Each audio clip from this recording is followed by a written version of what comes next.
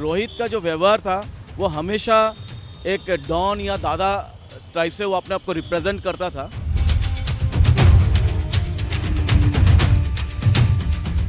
सरकार का जो भी मंत्री शंत्री इस घटना में लिप्त है उसके घर में कुछ का जवाब दिया जाएगा।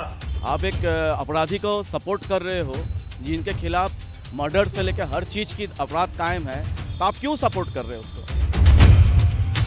जिम एक अच्छी जगह है, वहाँ सारे अच्छे लोग ही आते हैं। उस हिसाब से रोहित से मेरा परिचय हुआ था। आपसे डॉक्यूमेंट क्या क्या लिए थे? उसने कोरे स्टाम्प पेपर में साइन करवाया था और मेरे वाइफ का मिला करके 7-8 चेक रख लिया था। सरकार से हमारा विनम्र निवेदन है कि आप जो कार्रवाई उनके खिलाफ चालू किए हैं इसको अंतिम चरण तक पहुंचाएं। सूदखोर वीरेंद्र तोमर, रोहित तोमर ने कैसे लोगों को लूटा है, कैसे सूदखोरी के जाल में फंसाया है, लगातार हम पीड़ितों को दर्शकों के सामने ला रहे हैं। एक और पीड़ित हमारे साथ जुड़े हैं, रायपुर के ही हैं, इनसे ही बात करेंगे। क्या नाम है आपका, क्या कारोबार या क्या? जयदीप बनर्जी नाम है मेरा केमिकल्स का काम है, पश्मीना का मेरा ऑफिस है। पहले तो ये बताइए कि कितना पैसा आपने तोमर बंधुओं से लिया था, उसके बदले में कितना पैसा लौटाया, उसके बाद डिटेल हम पूछेंगे। मैंने रोहित से 16 लाख रुपए लिया था 2-3 पार्ट में, और ब्याज और ये सारे चीज़ मिला के करीब उसको से मैंने 52-53 लाख रुपए उसने मेरे से वसूल लिया है। ये इनके संपर्क में आप कैसे आए? पहले तो एक्चुअली 2019 में हम रायपुर के एक जिम में तलवरकर जिम में जब जाते थे तो वहाँ रोहित भी आता था, और जिम एक अच्छी जगह है, वहाँ सारे अच्छे लोग ही आते हैं। उस हिसाब से रोहित से मेरा परिचय हुआ था, और लगातार रोज़ मुलाकात होते रहने के कारण जो है एक अच्छा हेल्दी रिलेशन डेवलप हो गया था। उसके बाद जब मेडिकल का प्रॉब्लम आया मेरे काफ़ी बड़ा, तो उस समय मुझे पैसे की सख्त ज़रूरत थी, तो रोहित ने मुझे अप्रोच किया था कि मेरा ब्याज का काम है, अगर आपको ज़रूरत है तो आप मुझसे पैसा ले। तो उस समय जो उसने मेरे से बात किया कि हम आपका इंटरेस्ट और प्रिंसिपल अमाउंट जोड़ के एक अमाउंट तय करेंगे और आप पर डे के हिसाब से उसको देते जाइएगा, इससे आपके हर दिन किस्त में देना था? हर दिन के किस्त में। तो इसमें आपको 2 साल के अंदर जो है ये पूरा पैसा आपके रिटर्न हो जाएगा। तो मुझे इंटरेस्ट 10% लगभग रहेगा एवरेज? नहीं, उस समय उसने मेरे को बोला था कि इंटरेस्ट जो है 3% रहेगा। 3% मात्र महीने का ना? तो 3% इंटरेस्ट रहेगा, और बाकी जो पैसा वो पैसा रहेगा आपका मूलधन से माइनस होगा 3। तो मुझे उसके प्रस्ताव काफ़ी सही लगा, और उस हिसाब से मैंने रोज़ उसके एक बंदा आता था मेरे ऑफिस में, और एक छोटा सा डायरी लेके आता था योगेश नाम से, बाद में बंटी के नाम से एक लड़का। ये बताइए कि पक्के में पैसा लिया था आपने, कच्चे में लिया था? मैंने उससे पूरा पैसा पक्के में लिया था, और लेकिन वो ब्याज जो है वो कच्चे में लेता था। कभी कभी मैंने उसे उसके वीरेंद्र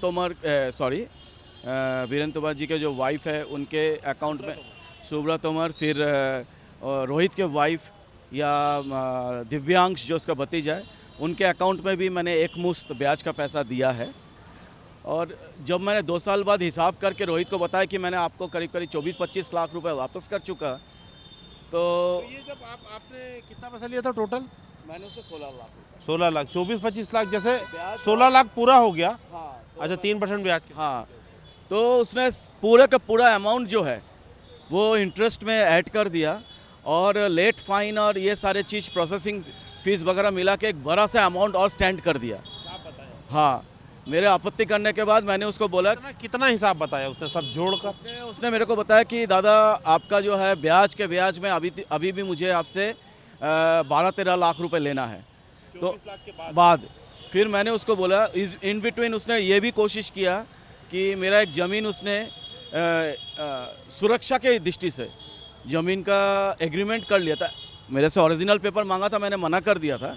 तो उसने एक विक्रय अनुबंध बना लिया था, जिस उस समय 2000 का रेट था, उसने 700-800 रुपये में। तो मैंने उनसे पूछा था कि आप 700-800 रुपये में क्यों कर रहे हो? बोले मैं इसको जस्ट एक सुरक्षा के दृष्टि से। लेकिन मैंने भी उस समय कुछ समझदारी दिखाते हुए उस एग्रीमेंट के पीछे ये लिखवा लिया था कि ये आपसी लेन देन के लिए एग्रीमेंट किया जा रहा है, ना कि विक्रय अनुबंध है, और पैसा वापस करने के बाद ये एग्रीमेंट स्वतः निरस्त हो जाएगा। इसके कारण वो उस एग्रीमेंट का मिसयूज़ नहीं कर पाया। लेकिन रोहित को मैंने ये जब हमारे बीच ये विवाद की स्थिति निर्मित हुआ तो मैंने उसको उसका पैसा जो है वो पूरा पैसा वाइट में उसको वापस कर दिया। कितना पैसा वापस किया आपने? पूरा का पूरा 16 लाख रुपए। ये आपने लिया कब था और वापस कब किया? मैंने उससे लिया था 2019 से 2022 के बीच, और मैंने 2023 या 24 में उनको पूरा पैसा 2-3 पार्ट में रिटर्न वाइट में, जिसका बैंक डिटेल्स मेरे पास है।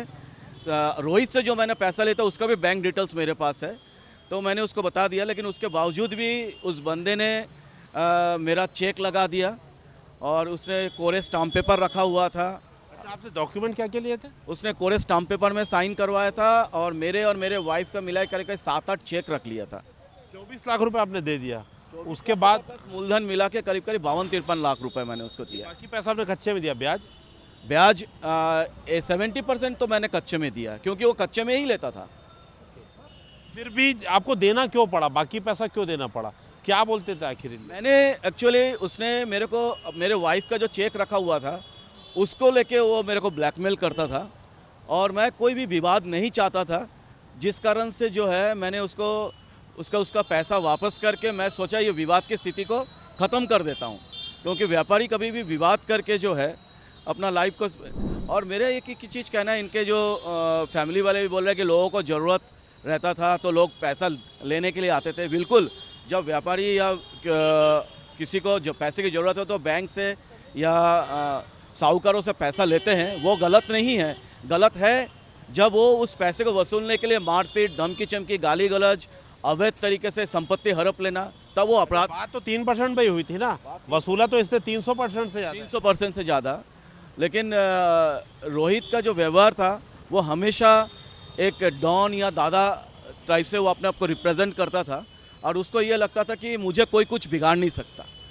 लेकिन प्रशासन जो है बहुत सही वक्त पे सही तरीके से उसके ऊपर शिकंजा कसा है। ये सुब्रा तोमर हैं, ये बोल रही हैं कि हम लोग को शिकार बनाया जा रहा है, अपने आप को अबला बनाने का पूरा प्रयास कर रही है, वो भी परिवार भी। देखिए, मैं फैमिली को लेके इसलिए कुछ नहीं ले, क्योंकि अपराधी के फैमिली वाले जो है उनके गुनाह का सज़ा उनके फैमिली वाले भी भुगतते हैं, तो मैं उनके फैमिली का जो स्टेटमेंट है उसमें कुछ बोलना नहीं चाहूँगा, क्योंकि हर इंसान जो है अपने सगे का अपराध दर्ज है सुब्रा तोमर के खिलाफ। हाँ, उन्होंने भी कुछ ऐसे हरकत किए जो कानून के खिलाफ है, तो उनको वो चीज़ नहीं करना चाहिए था। लेकिन मुझे सबसे ज़्यादा आपत्ति जो कुछ प्रतिष्ठित लोग हैं जो उनको समर्थन कर रहे हैं, मेरा उनसे एक ही चीज़ कहना है कि आपको या तो हकीकत बिल्कुल नहीं मालूम है या आपको पूरे हकीकत मालूम है और आप कुछ अपने स्वयं के फ़ायदा देखते हुए उनको सपोर्ट कर रहे हो।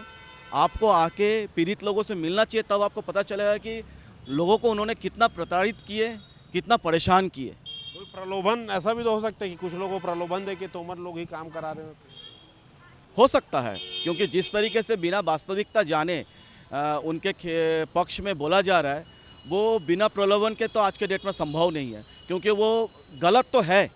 आप एक अपराधी को सपोर्ट कर रहे हो जिनके खिलाफ मर्डर से लेकर हर चीज़ की अपराध कायम है, तो आप क्यों सपोर्ट कर रहे हो उसको? राज शेखावत जी तो रायपुर तक आ गए। राज शेखावत जी क्यों ऐसा कर रहे हैं ये तो वो हमसे ज़्यादा अच्छे से जानते हैं।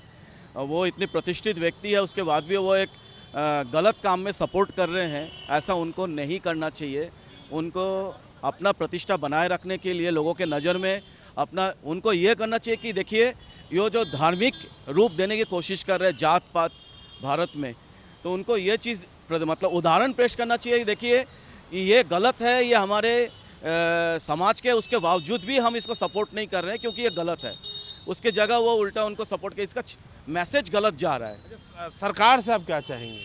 सरकार से हमारा विनम्र निवेदन है कि आप जो कार्रवाई उनके खिलाफ चालू किए हैं इसको अंतिम चरण तक पहुंचाएं, और हमारी उनसे ये निवेदन है कि हमसे जो वो उन्होंने अवैध तरीके से पैसा निकाले, हम लोग पीड़ित लोग, उनका भी ध्यान रखते हैं, उनको भी उनसे पैसा वापस दिलवाया जाए।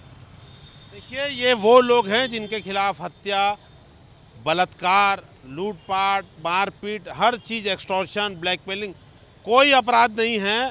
आप सोचिए, मारपीट से लेके हत्या तक का जो इनके ऊपर नहीं दर्ज हुआ है, उसके बावजूद लोग इनके समर्थन पर आ रहे हैं। कुछ लोग हैं, प्रलोभन है कि क्या कारण है ये तो वही जानते हैं, लेकिन IBC 24 अपना कर्तव्य निभा रहे हैं। हम लगातार पीड़ितों को सामने ला रहे हैं और बता रहे हैं कि कैसे सूदखोरी के जाल में तोमर बंधुओं ने लोगों को फंसाकर, छत्तीसगढ़ के भोले भाले जनता को फंसाकर सभी को लूटा खसुटा है। हमारा ये मुहिम अभियान लगातार जारी रहेगा। पीड़ितों को हम लगातार सामने लाते रहेंगे और पूरी कोशिश करेंगे इन्हें जल्द से जल्द न्याय मिले। कैमरामैन योगेंद्र मिश्रा के साथ संदीप शुक्ला, IBC 24 रायपुर से।